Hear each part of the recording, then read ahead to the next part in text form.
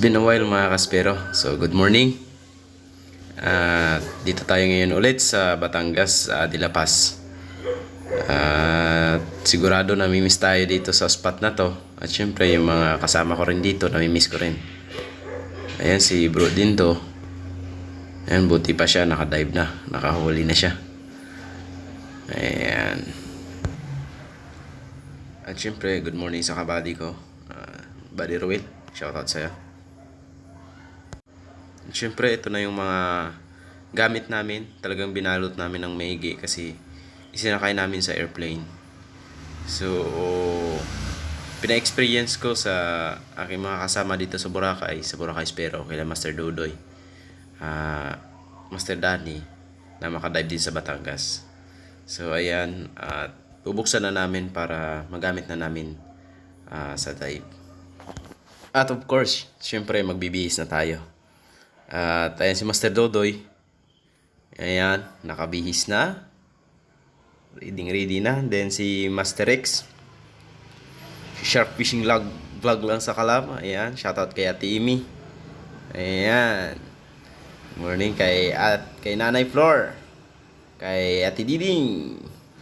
Yan, sa puging driver namin. Shoutout sa iyo, bro.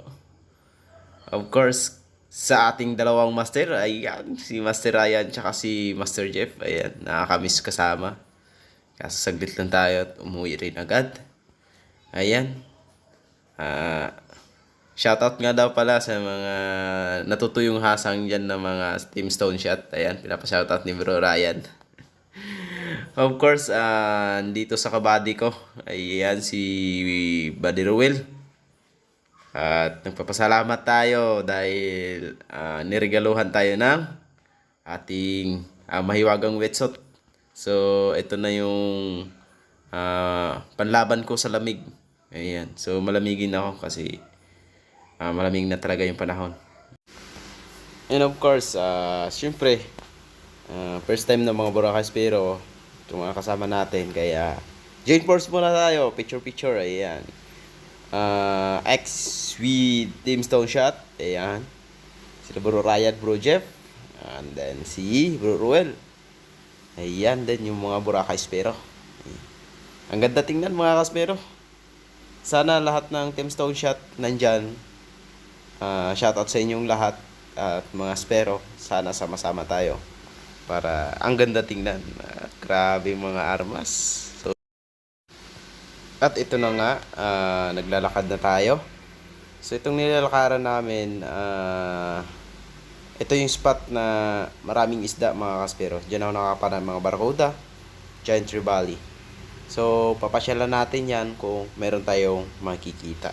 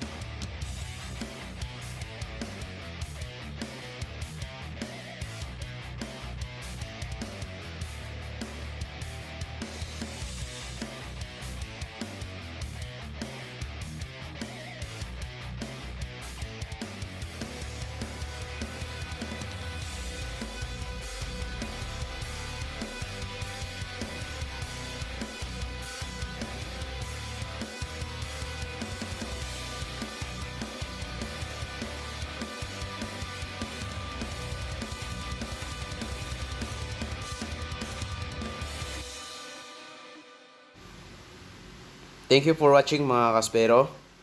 At ito muna ang ating paunang video habang wala pa tayong permanent na GoPro o camera. Thank you!